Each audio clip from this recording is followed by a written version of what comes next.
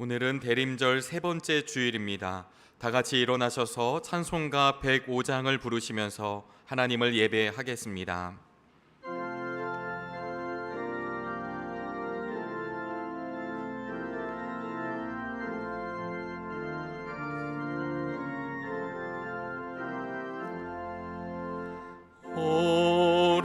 오랫동안 기다리던 주님 강림하셔서 죄에 매인 백성들을 자유 얻게 하시네. 주는 우리 소망이요 힘과 위로 되시니 오래 기다리던 백성 많은 복을 받겠네. 모든 백성 구하려고 임금으로 오시니 영원토록 우리들을 친히 다스리시네. 죄로 상한 우리 마음 은혜로서 고치고 주의 빛난 보좌 앞에 이르도록 하소서.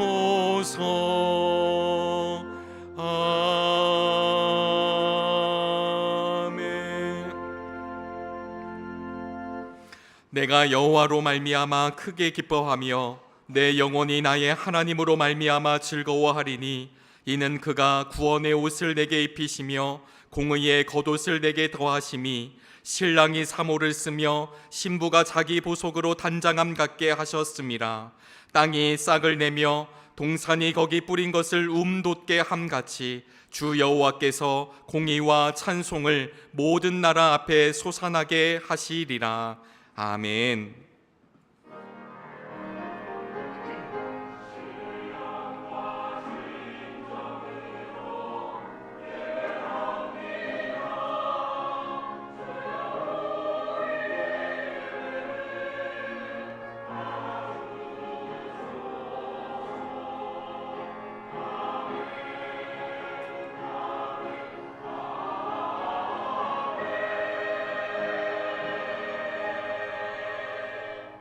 다 같이 자리에 앉으시겠습니다. 교독문 117번 구주강림 세 번째 말씀을 교독합니다. 교독문 117번 구주강림 세 번째 말씀입니다. 광야와 메마른 땅이 기뻐하며 사막이 백합화 같이 피어 즐거워하며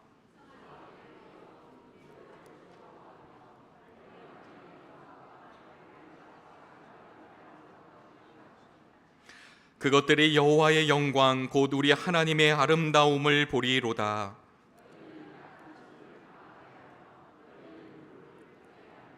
겁내는 자들에게 이르기를 굳세어라 두려워하지 말라. 보라 너희 하나님이 오사.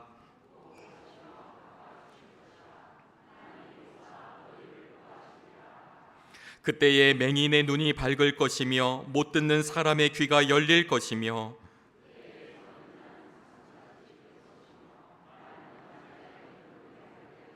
이는 광야에서 물이 솟겠고 사막에서 시내가 흐를 것임이라.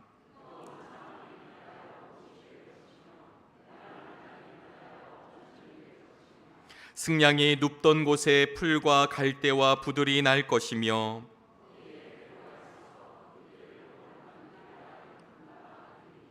깨끗하지 못한 자는 지나가지 못하겠고 오직 구속함을 입은 자들을 위하여 있게 될 것이라.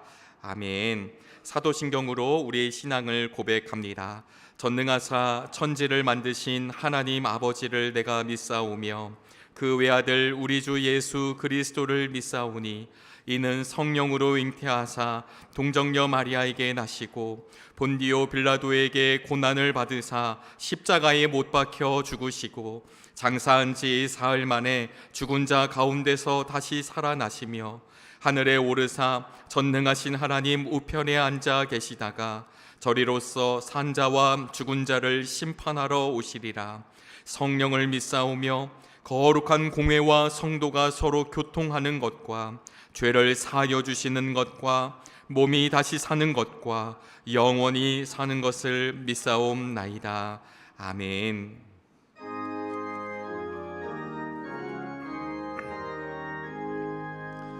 만복의 근원 하나님 온 백성 찬송 드리고 천사여 찬송하세. 찬송 성부 성자 성령 아멘.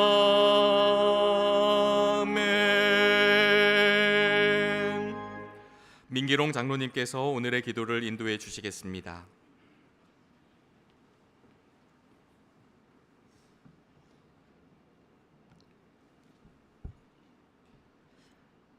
어두운 이 세상에 한 줄기 빛으로 오신 예수님, 우리의 삶이 고난을 덮인 듯 캄캄한 오늘, 우리는 우리의 삶 가운데 빛으로 임하신 예수 그리스도를 찬양하며 함께 예배의 자리로 나왔습니다.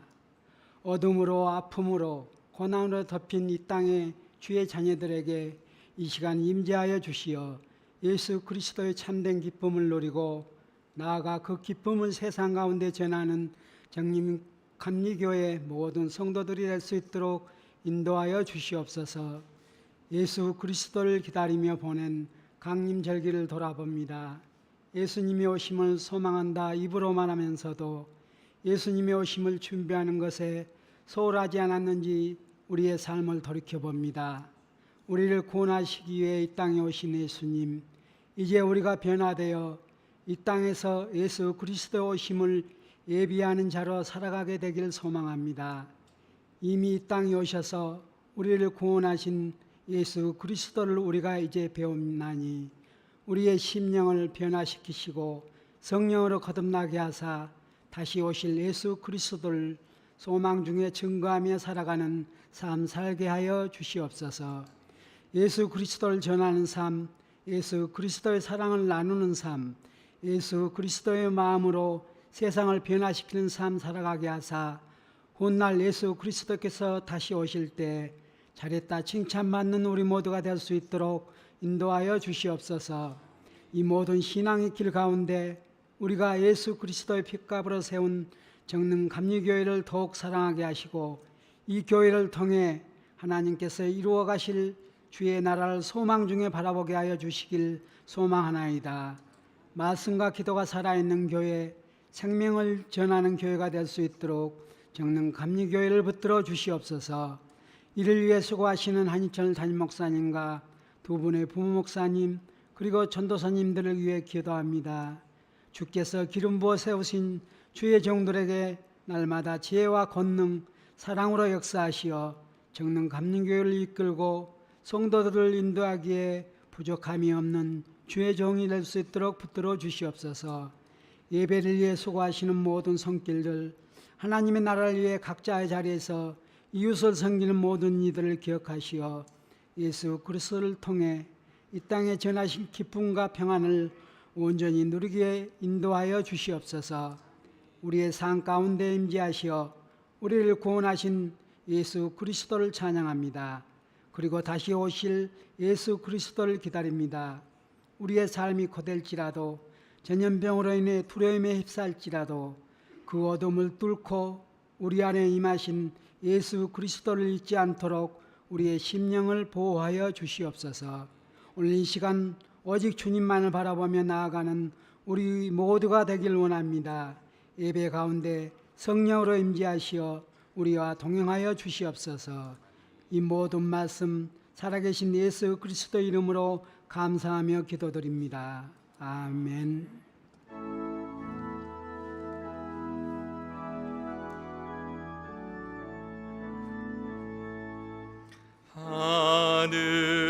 하늘에 계신 아버지 이름 거룩하사 주님 나라 임하시고 뜻이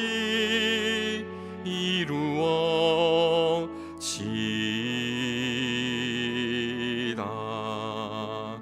일용할 양식 주시고 우리들의 큰 죄 다 용서하옵시고 또 시험에 들게 마시고 악에서 구원하소서. 대개 주의 나라 주의 권세 주의 영광 영원히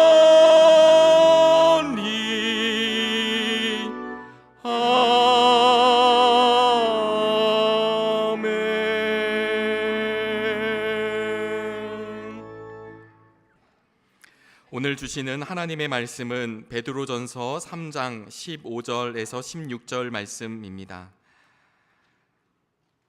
새번역 성경 소중 사이즈는 362쪽, 대사이즈는 452쪽입니다. 개역 개정 성경은 380쪽입니다. 베드로전서 3장 15절에서 16절 말씀, 하나님의 말씀이 선포될 때 자리에서 일어나시겠습니다. 이상희 권사님께서 하나님의 말씀을 봉독합니다.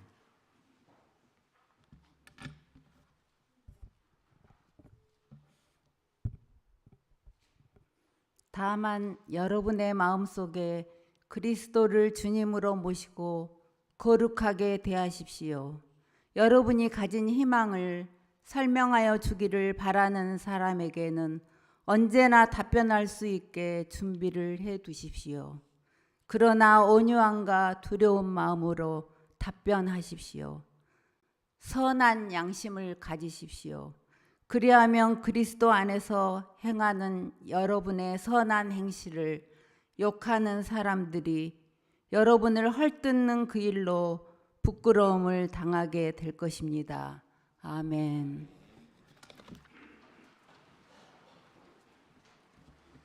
호산나 찬양대의 찬양이 있겠습니다. 찬양 후에 담임 목사님께서 대답을 준비해 두십시오라는 제목으로 말씀 전하실 때 큰 은혜 있으시길 바랍니다.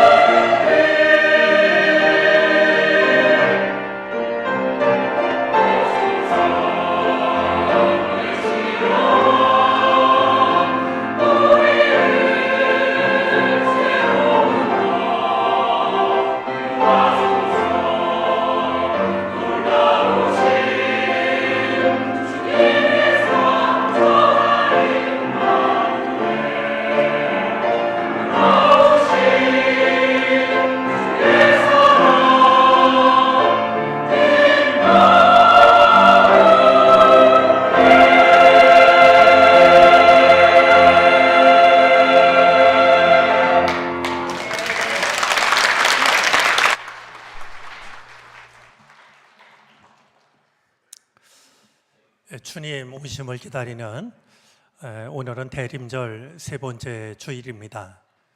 제단에 세 개의 촛불이 타오르고 있는데 우리 호산나 찬양대 찬양을 통해서도 희미해져가는 우리의 믿음의 등불을 새롭게 돋아주는 그런 느낌으로 다가옵니다.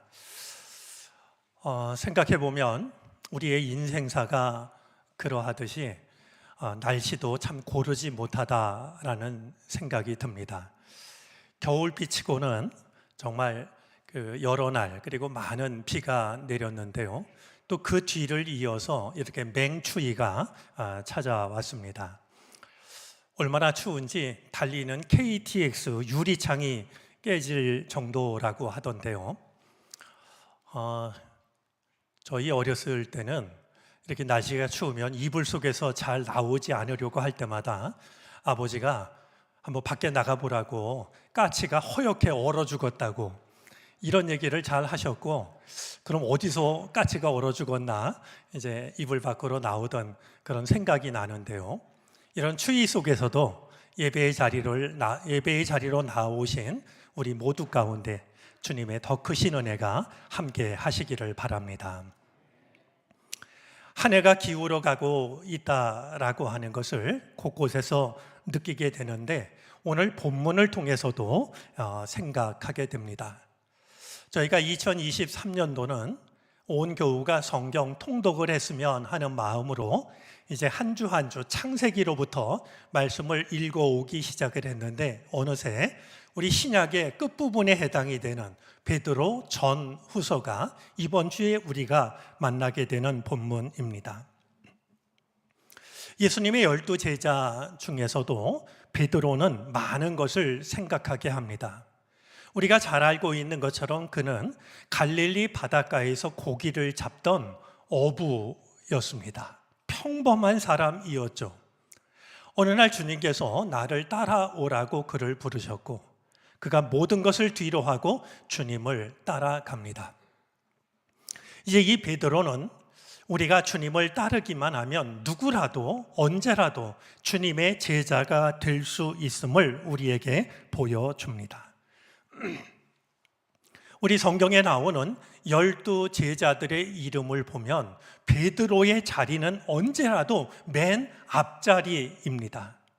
우리는 그것을 두고 수제자라고도 부르고 제자들의 맏형이라고도 부르는데요.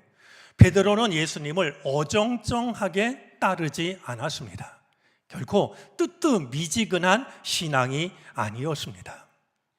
그가 굳이 의도하지 않았다 할지라도 베드로의 이름이 사도들의 맨 앞에 나오는 것을 보면 아마도 주님을 따르는 일에 있어서만큼은 누구에게도 뒤지고 싶지 않았던 그것이 베드로의 마음 아니었을까 하는 생각을 갖게 됩니다.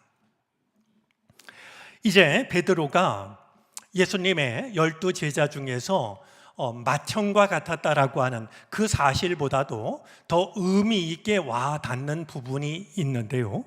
이제 이 베드로의 지위와 영향력은 절대적일 만큼 컸지만 베드로는 그것을 결코 자기 자신을 위해 쓰지 않았다는 사실입니다.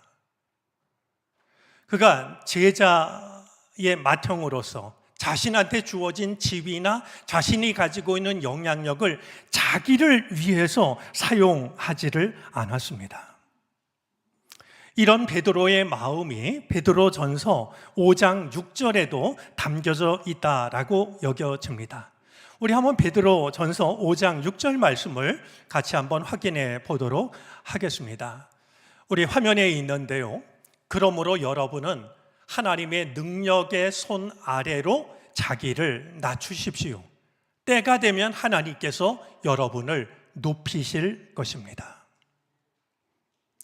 오늘 이 본문을 유진 피터슨 목사님은 메시지 성경에서 이렇게 번역을 했습니다. 여러분은 자신의 모습에 만족하고 거들먹거리지 마십시오. 하나님의 강한 손이 여러분 위에 있으니 때가 되면 그분께서 여러분을 높이실 것입니다. 하나님께서 여러분을 세심하게 돌보고 계시니 아무것도 근심하지 말고 하나님 앞에서 사십시오. 아마 이 말씀은 교우들에게 주는 권면이기도 하지만 베드로 자신이 마음속에 품고 있었던 다짐이 아닐까 하는 생각도 하게 됩니다. 유진 피터슨 목사님은 베드로 전후서를 다음과 같이 이해를 하고 있는데요. 베드로가 쓴 두 통의 편지는 성령께서 베드로 안에 빚으신 예수의 성품을 드러내 보여준다. 특권보다는 고난을 기꺼이 껴안으려는 마음, 책보다는 경험에서 우러난 지혜, 활력과 상상력을 잃지 않은 겸손이 그것들이다. 베드로가 쓴 이 두 통의 편지 속에는 성령께서 베드로 안에서 빚으신 예수님의 성품을 드러내 보여준다라는 말에 공감을 하게 됩니다. 자, 베드로전서 1장 1절 말씀을 보면 이 베드로는 세상 속에서 흩어져 사는 그리스도인들에게 편지를 쓰고 있습니다. 자신한테 주어진 지위나 영향력을 자신을 위해서 쓰는 것이 아니라 흩어져 살고 있는 교우들을 돌보는데 쓰고 있습니다. 어쩌면 베드로는 예수님께서 베드로에게 남겨주셨던 마지막 당부, 내 양떼를 먹이라는 말씀을 늘 마음에 품고 살았던 것이 아닌가 짐작을 해보게 됩니다. 다시 베드로전서 1장 1절 말씀을 보면 이 편지를 받는 사람들을 두고서 흩어져서 사는 나그네들, 택하심을 입은 이들이라고 말합니다. 이 말씀 앞에서 곰곰이 생각을 해보면 이 베드로 전후서의 수신인은, 이 편지를 받는 대상자는 오늘 우리들이기도 합니다. 두 가지 점에서 그런 생각이 드는데요. 우리 또한 저 세상 속에서 흩어진 나그네로, 하지만 선택받은 사람으로 살아가고 있기 때문입니다. 우리가 이렇게 주일에 예배당에 모여서 예배를 드리고 나면 우리는 일주일 동안을 세상 속에서 살아갑니다. 그런 우리들의 모습을 보면 나그네와 다를 게 없습니다. 하지만 그냥 나그네가 아니라 선택받은 사람으로서의 나그네입니다. 우리는 이 둘 사이의 간극 때문에, 이 둘 사이에 만들어지는 괴리감 때문에 때로는 힘들어 합니다. 세상 속에서 나그네처럼 살아가지만 선택받은 사람이라고 하는 이 사이의 간격을 어떻게 메울 수 있을까 하는 것으로 인해서 늘 고민하고 애를 쓰게 마련이죠. 바로 그들에게 편지를 쓰고 있다라는 점에서 이 베드로 전후서는 오늘 우리들에게 주는 베드로 사도의 권면일 수 있다라는 겁니다. 또 한 가지 베드로 전후서가 바로 오늘 우리들에게 주는 권면일 수 있다라고 생각하게 되는 또 하나의 이유가 있습니다. 여러분, 그 당시 흩어진 그리스도인들은 세상 속에서 사람들에게 배척을 당했습니다. 그들은 인정받지 못했고 존중받지 못했습니다. 어떤 지역에서는 박해를 받았습니다. 어떤 지역에서는 순교를 당하기도 했습니다. 따돌림을 받기도 했고 때로는 경제적인 소외감을 느낄 수밖에 없기도 했습니다.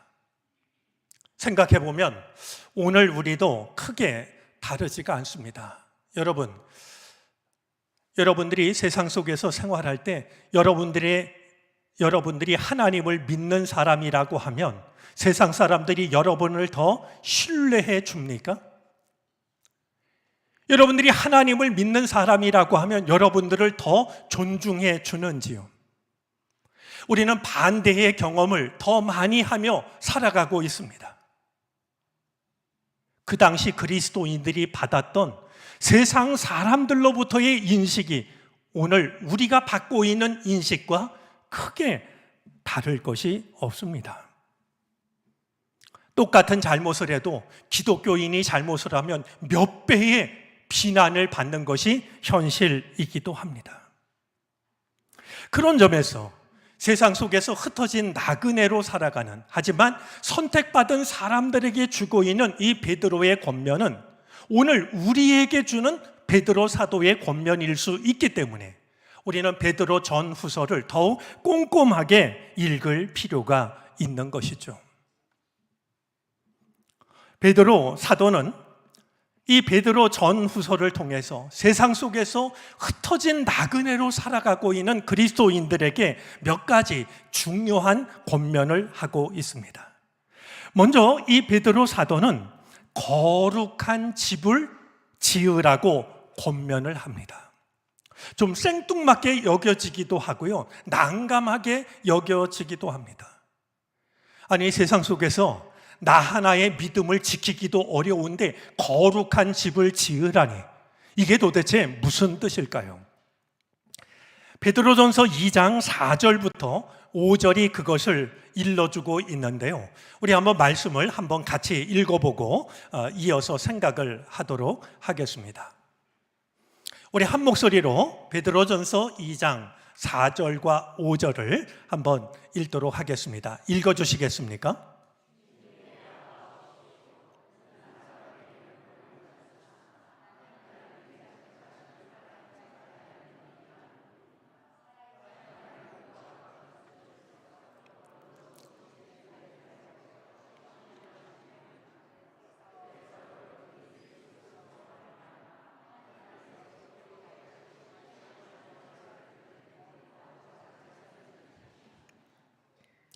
우리들은 세상 속에서 살아가는 나그네로서 우리들의 믿음을 지키는 일도 결코 쉽지가 않습니다.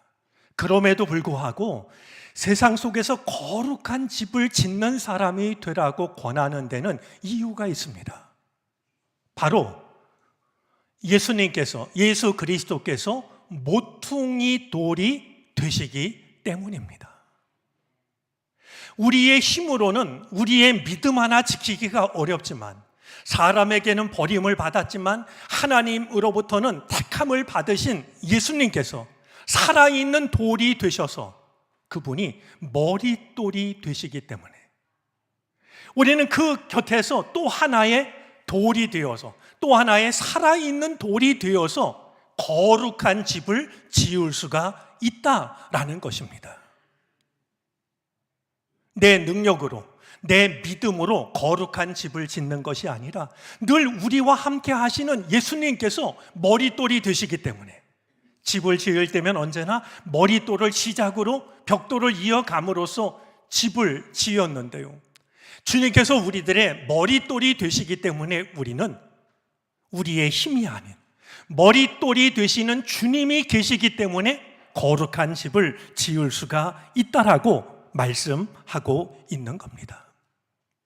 자, 그렇다면 모퉁이 돌이 되시는 주님 곁에서 또 하나의 살아있는 돌이 돼서 거룩한 집을 짓는 그 삶은 어떤 삶일까요? 베드로 사도는 분명하게 일러줍니다. 우리가 거룩한 집을 짓기 위해서는 세상 사람들, 믿음 없는 사람들과는 구별된 삶을 살아야 한다라는 겁니다.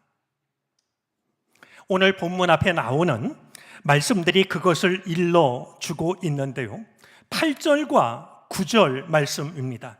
우리 한번 9절 말씀부터 역시 한번 우리가 거룩한 집을 짓기 위해서 어떻게 살아야 하는가 한번 말씀을 통해서 확인을 해 보도록 하겠습니다. 역시 9절 말씀 우리 한 목소리로 읽어봐 주시겠습니까?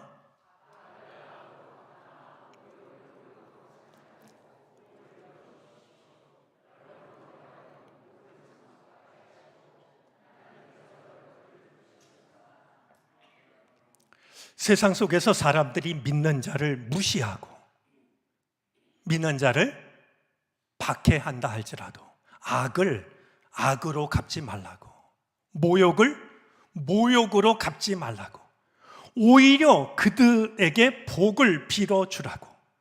하나님께서 여러분들을 부르신 것은 바로 복의 상속자가 되게 하기 위함이라고 베드로는 권면을 하고 있습니다. 우리 8절 말씀도 한번 확인을 해 보도록 하겠습니다. 역시 읽어주시겠습니까?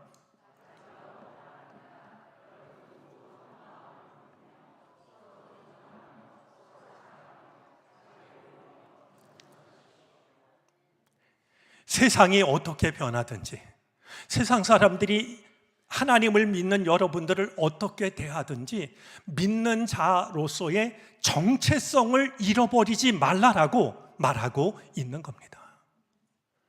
사실 이 베드로 사도의 권면을 생각하면 예수님의 말씀이 떠오릅니다. 산상 설교를 통해서 예수님은 이렇게 말씀하셨습니다.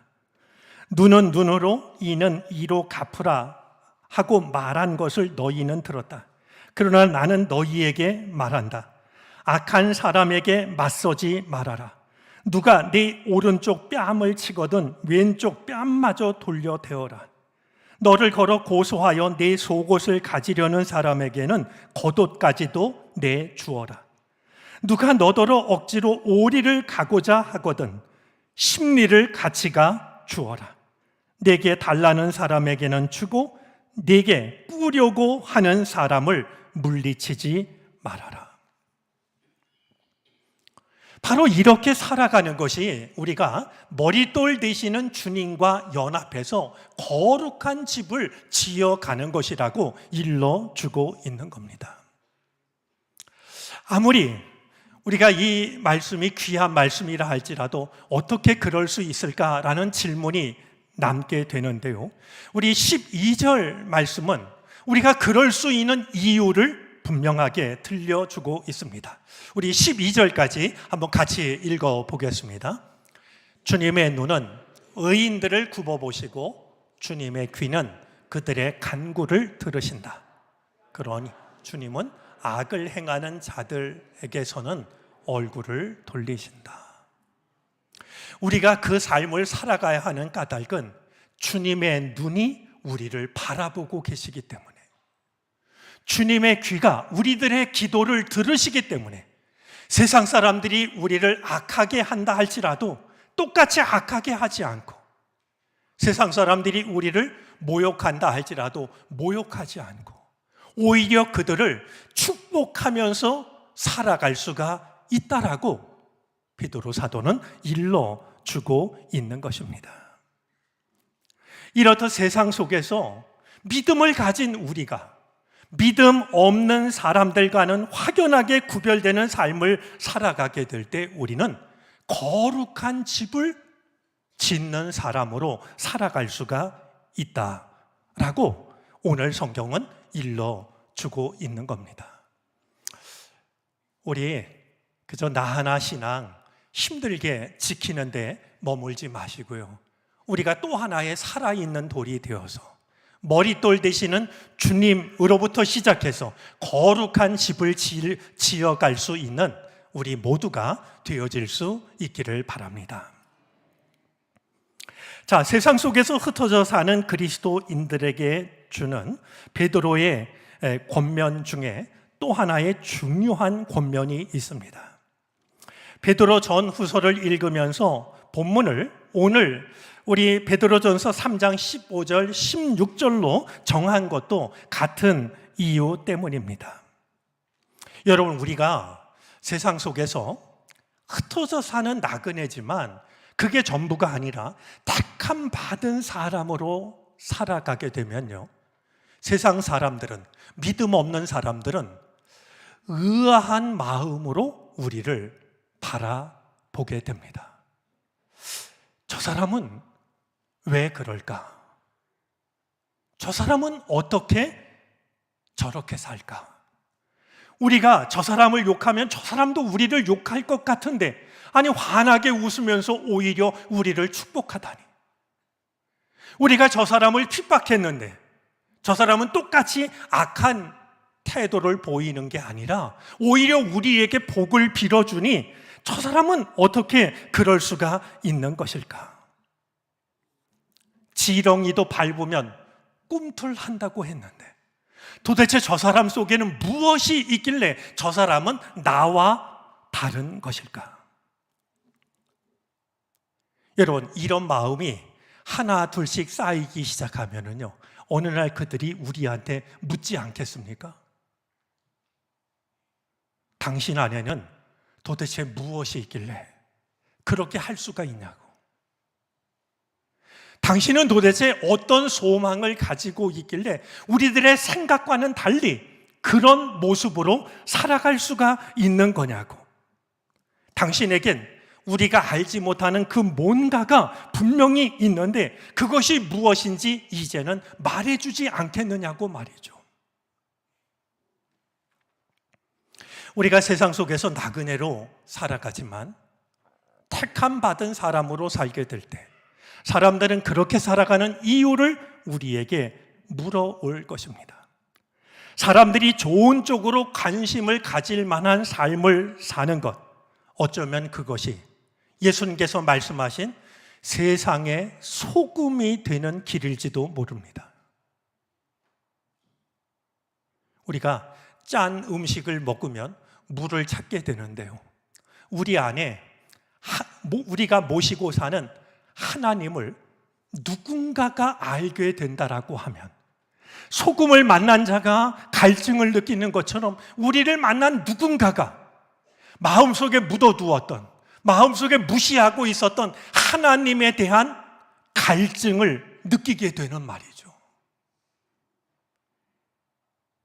하나님을 믿는 우리를 만난 누군가가 나도 이렇게 살면 안 되지, 나도 하나님 앞에 나아가야 할 텐데, 마치 소금을 접한 자가 갈증을 느끼는 것처럼 우리를 만난 누군가가 하나님에 대한 갈증을 느끼게 하는, 바로 그 삶이 세상에 소금이 되는 삶이 아니겠습니까?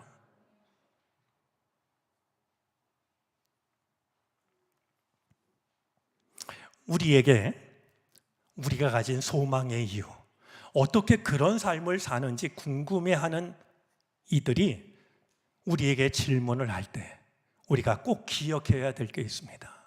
대답할 말을 항상 준비하라는 겁니다. 내 삶의 근원이 어디에 있는지를 늘 기억하고 살라는 것입니다.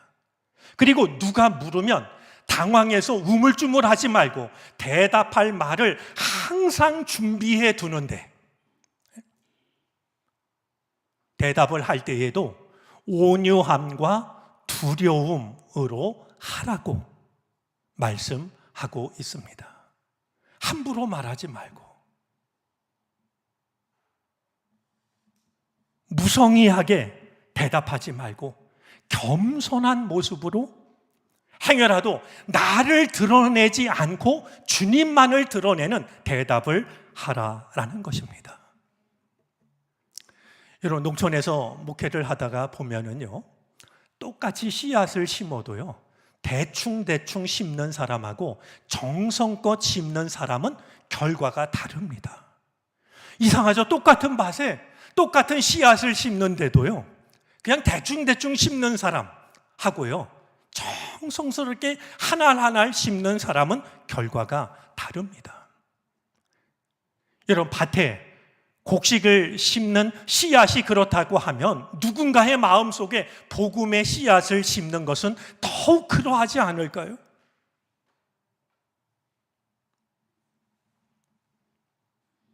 뭔가 궁금해지는, 저 사람은 어떻게 저렇게 살까?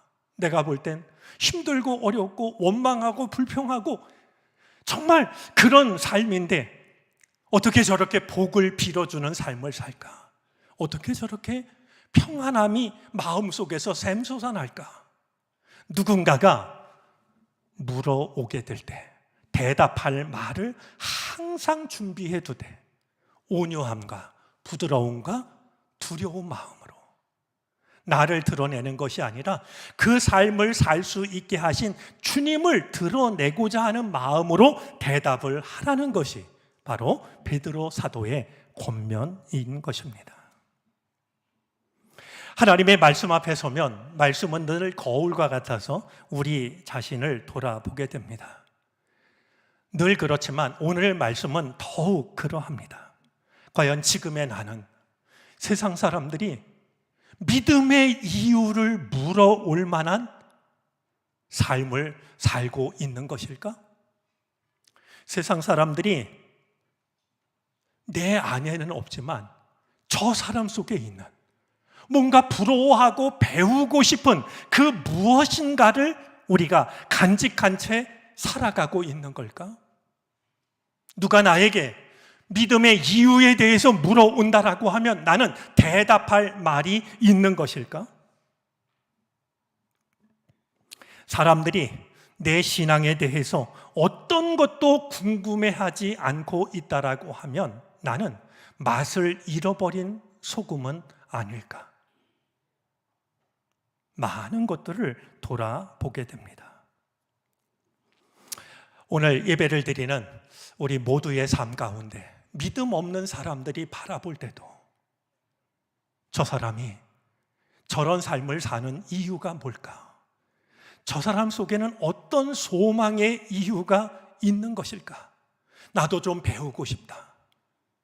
그렇게 우리에게 다가와서 그 이유를 이야기해 달라고 할 만한 그런 삶을 우리가 살아갈 수 있게 되기를 바랍니다.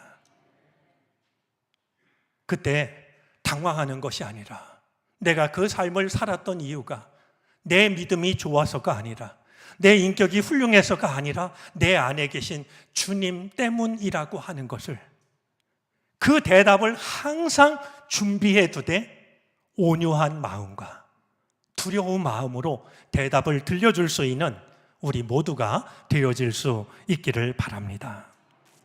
어느 날 조심스레 우리 안에 있는 소망의 이유를 누군가 물어올 때 따뜻한 마음으로 사랑의 마음으로 이야기를 들려준다면, 그래서 복음의 씨앗 하나가 우리의 이야기를 듣는 누군가의 마음속에 심겨진다라고 하면 분명히 하나님의 나라는 그의 마음속에서 자라나기 시작할 것입니다.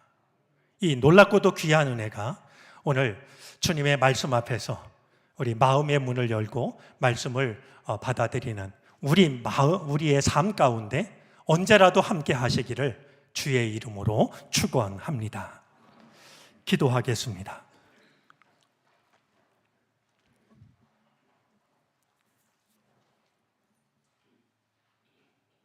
하나님, 그 무엇에도 소멸되지 않는 소망의 이유를 간직한 사람으로 살아가게 하옵소서. 우리를 눈여겨 바라보던 누군가가 우리가 그렇게 살아가는 이유를 물을 때 온유한 마음으로, 사랑의 마음으로 그 삶을 살아가게 하신 주님을 증거하게 하옵소서. 그리하여 우리의 삶 속에서 하나님의 나라가 시작되게 하시고 확장되게 해 주시옵소서. 예수 그리스도의 이름으로 기도를 드립니다. 아멘. 찬송가 304장을 찬송합니다. 마지막 절을 부르실 때 다 같이 자리에서 일어나셔서 드리신 예물을 하나님께 봉헌하시겠습니다.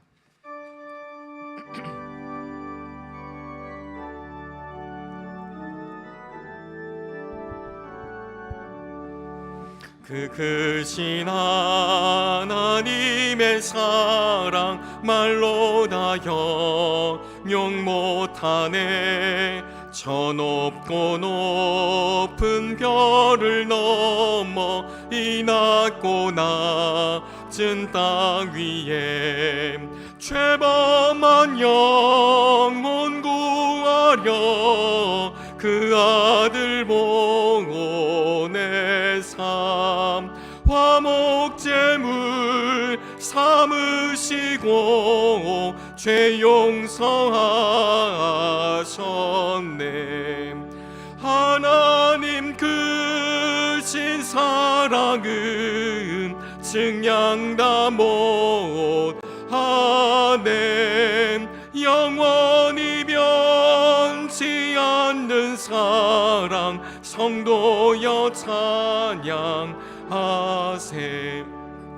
괴로운 절 지나가고 땅 위에 영화 쇠할 때 주 믿지 않던 영혼들은 큰 소리 외쳐 울어도 주 믿는 성도들에게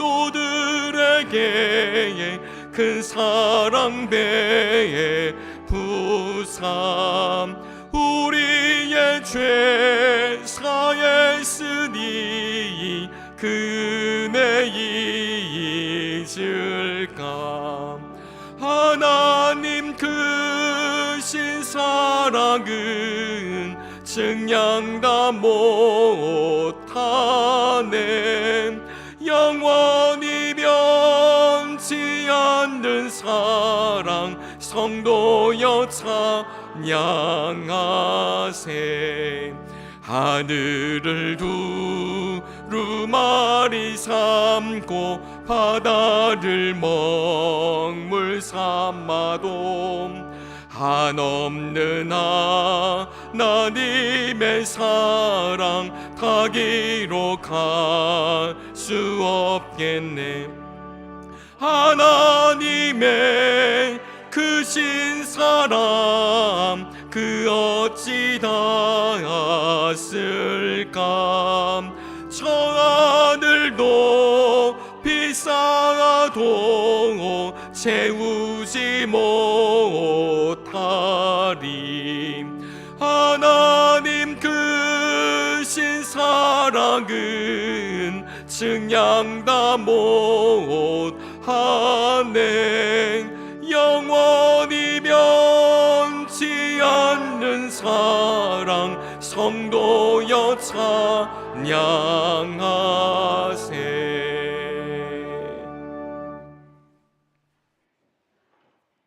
가장 먼 길을 사랑으로 찾아오신 주님, 오늘 우리도 주님이 필요합니다.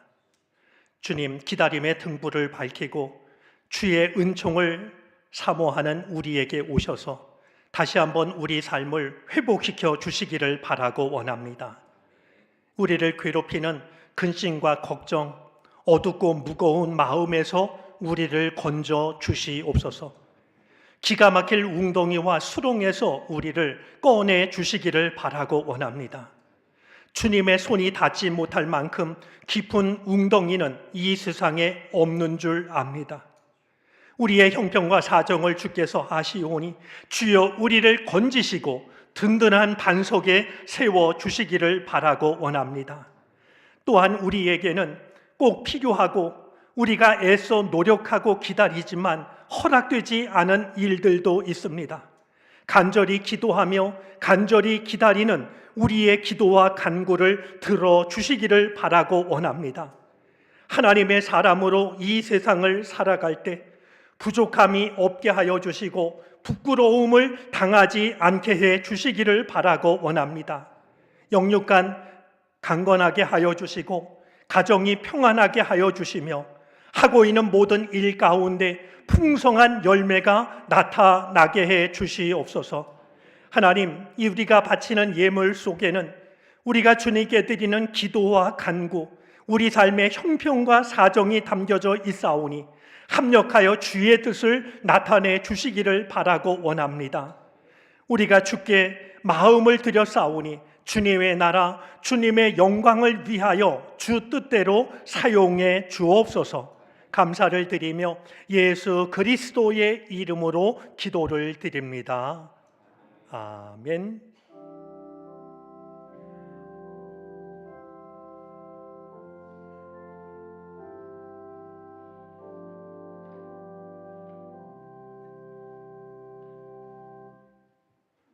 앉으시겠습니다. 교회 소식을 전합니다. 주보의 3, 4쪽을 참고해 주시기를 바랍니다. 제47주 성경통독은 베드로전서, 베드로후서 말씀입니다. 지난 주일부터 전 세대가 한 성경을 함께 읽기 위해 새 번역 성경을 사용하고 있습니다. 2023년 성탄절 예배 및 행사를 안내드립니다. 24일 주일 오후 2시에 교회학교에서 발표회를 진행하는 성탄축제가 있습니다. 25일 월요일 성탄절에는 오전 10시 30분 전세대 연합예배로 성탄 축하 예배가 있습니다. 예배 후에는 성탄 퍼레이드를 진행하오니 개인 부서 속회 성교회에서는 아이들을 위한 선물을 준비해 주시기 바랍니다. 당일 참여하는 어린이들은 환경을 위한 작은 실천으로 개인별로 장바구니를 준비해 주시면 감사하겠습니다. 성탄절 칸타타 연습이 매주 목요일 오후 8시 나임 예배실에서 있습니다. 2023 당회에서 신천 임원을 선출하였습니다. 주보를 참고해 주시기를 바랍니다. 성북지방 신천 임원 교육이 26일 화요일 오후 7시부터 9시까지 안암교회에서 있습니다. 신천 집사님, 신천 권사님들은 성북지방 교육에 참석하시기를 바랍니다. 하반기 연합속회가 29일 금요일 오후 8시 하임 예배실에서 있습니다. 2023-2024 송구영신 예배가 31일 오후 10시 30분 하임 예배실에서 있습니다. 2024년 새벽 기도회 시간이 오전 5시 30분에서 오전 5시로 변경됩니다. 2024 기도카드를 작성해 주시기를 바랍니다. 담임 목사님께서 한 해 동안 중보해 주십니다. 적으신 분들은 기도카드함에 넣어주시면 되겠습니다. 2024년 교회 수첩 확인 안내 드립니다. 교우 사업장 변경 및 신규 확인을 1층 게시판에서 해주시기를 바라고 각 부서 및 위원회에서는 현황을 제출해 주시면 감사하겠습니다. 총 여선교회에서 서리태를 주문 판매하고 있습니다. 교육부 소식입니다. 계속해서 2024년 교사를 모집 중에 있습니다. 2023 성탄축제 리허설이 다음 주일 오후 1시 하임 예배실에서 있습니다. 모임 소식입니다. 3여선교회 원래회가 22일 금요일 12시 이산갈비 신관에서 있습니다. 교우 소식입니다. 요양원 및 병원에 입원 중인 환우들을 기억해 주시고 함께 기도해 주시기를 부탁드립니다. 장남환 권사님, 신승혜 권사님 자녀, 장한별 성도님께서 등남하셨습니다. 최명호 권사님 부친, 이복신 권사님 시부이신 고 최재학 권사님께서 9일 토요일 별세하시어 장례로 모셨습니다. 섬김 안내입니다. 김광풍 권사님, 김영찬 권사님 결혼기념을 감사하며 이경숙 권사님 남편 고 조영식 선도님 장례를 마치고 식사를 대접합니다. 최명호 권사님, 이복신 권사님 아버지 고 최재학 권사님 장례를 마치고 떡을 대접하십니다. 김재성 권사님, 임정은 집사님 결혼기념을 감사하며 장남원 권사님, 신승희 권사님 자녀 장한별 성도님 출산을 감사하며 화분을 봉헌합니다. 예배 섬김란을 확인해 주시고 섬김에 동참해 주시기를 부탁드립니다. 담임 목사님께서 성도의 교제를 인도해 주시겠습니다. 예, 우리 몇 가지 좀 확인을 하도록 하겠습니다. 우리가 해마다 성탄절이 되면 성탄 선물 퍼레이드를 합니다. 교회 학교 어린이들에게 저희가 선물을 주는 건데요. 이 선물은 결코 의무가 아닙니다. 그냥 희망하시는 분들이 개인이든 가정이든 선교회든 속회든 이렇게 우러나서 우리 축하하는 마음으로 이렇게 준비를 하시면 됩니다. 행여라도 부담 가지시지 않았으면 좋겠습니다. 우리 새번역 성경을 쓰면서요, 페이지에 조금 혼돈이 생겼습니다. 우리 성경책 크기가 소, 중, 대 이렇게 되는데요, 소하고 중은 페이지가 같은데 대는 페이지가 다릅니다. 글자가 커지다 보니까 페이지가 달라졌는데요, 그래서 우리 주보에는 당분간 이제 페이지를 3개로 쓰도록 하겠습니다. 첫 번째는 새번역 소중이 되겠고요, 가운데는 대가 되겠고요, 그리고 한동안은 우리 지금 그동안 써왔던 개역 개정판을 가지고 계신 분을 위해서 개역 개정판 페이지 수도 알려드리도록 그렇게 하겠습니다. 아마 금방 익숙해질 거라고 여겨지는데 참조하시기를 바랍니다. 그리고 지난번 우리 감사절 특별 새벽 기도에 개근하시고 정근하신 분들을 위해서 감사 노트를 준비해 뒀는데 아직 찾아가시지 않은 분들이 있다라고 그럽니다. 사무실에 들려서 찾아가시기를 바랍니다. 오늘 오후 예배에는 최광호 목사님이 말씀을 전합니다. 다음 주에 최광호 목사님이 이제 인사를 할 예정인데요, 이제 정릉교회에서 사역을 마치고 배단위 교회에 이제 그 부목사님으로 사역지를 옮기게 됐습니다. 이제 다음 주일에 우리 성탄 축하 발표회가 있어서 오늘 이임 설교를 하게 되었습니다. 같이 참석하셔서 은혜 받으시기를 바랍니다. 우리 좀 몇 분을 소개하도록 하겠습니다. 그동안 가정의 장례를 마치고 예배에 참석하신 분들이 있는데요. 먼저 김민자 권사님 장례 마치고 자녀들이 예배에 참석했습니다. 우리 잠깐 일어나 주시겠습니까? 네. 그리고 우리 최명호 권사님 가정에서도 아버님 장례 마치고 예배에 참석했는데 잠깐 자리에서 일어나 주시죠. 예, 그리고 우리가 지난번에 인사했습니다만 이경수 권사님도 가정의 장례를 마쳤습니다. 우리 주의 위로가 함께하기를 바라는 마음으로 우리 서로 목례로 인사를 나누도록 하겠습니다. 네, 위로가 함께하시길 바랍니다. 자리에 앉아 주시죠. 오늘 예배에 참석한 분 중에 몇 분 좀 소개하도록 하겠습니다. 우리 김기택 장로님 손자 2명이 예배에 참석했는데요. 잠깐 자리에서 일어나 주시겠어요? 네, 우리 박수로 환영하도록 하겠습니다. 네, 자리에 앉으시죠. 저희 가족도 참여를 했는데요. 먼저 저희 어머니 이학분 권사님 참여했습니다. 박수로 환영하겠습니다. 네. 이제 내년이면 95세가 되시는데 그래도 건강하셔서 참 감사합니다. 호주에 살고 있는 저희 큰형 내외도 참석을 했습니다. 한이남 장로님, 김영숙 권사님 잠깐 일어나시죠. 네, 우리 환영하겠습니다. 그리고 호주에서 같이 신앙생활 하시는 우리 2분도 예배에 참석하셨는데 배평일, 정근옥 집사님이십니다. 일어나 주시겠습니까? 네, 우리 환영합니다.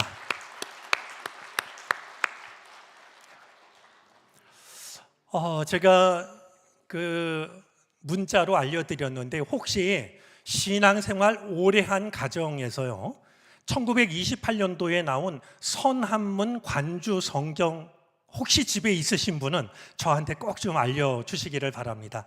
같이 읽었으면 좋겠다 싶은데 구하기가 참 어렵습니다.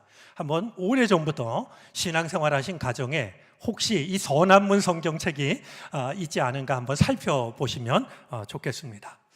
우리 지난 한 주 사진으로 돌아보겠습니다. 우리 코로나가 지난 뒤에 첫 번째로 갖는 당회여서 그런지 지난 당회에 많은 분들이 참석하셨습니다. 한 해 동안 지켜주신 주의 은혜 감사드립니다. 우리 신천 장로님 2분을 저희가 세우게 됐는데요. 우리 교우 중에서 언제부터 장로님으로 부르면 돼요? 이렇게 질문하시는 분이 있는데 우리 장로님들은 지방회가 끝나면 장로가 됩니다. 그러니까 조금 참으셨다가 지방회 끝나면 장로님으로 호칭을 해 주시기를 바랍니다. 우리 신천 권사님도 여러분이 세워졌습니다. 우리 주님께 정말 충성하는 귀한 믿음의 길이 되어지기를 바랍니다. 이번 성탄절에 세례를 받는 분들이 있는데요. 서로 바쁘다 보니까 한 곳에 모이기가 어려워서 이렇게 시간이 될 때 따로따로 교육을 받고 있습니다. 우리 세례 받게 되는 분들을 위해서도 기도해 주시기를 바랍니다. 우리 이 시간에 성도의 교제를 나누겠습니다. 옆자리에 있는 분, 앞뒤에 있는 분, 또 가정에서 영상으로 참여하는 교우들 서로 인사 나누겠습니다. 주님의 크신 은혜가 함께 하시기를 바랍니다. 다 같이 일어나셔서 결단 찬송을 부르시겠습니다. 찬송 후에 담임 목사님 축도로 예배를 마칩니다.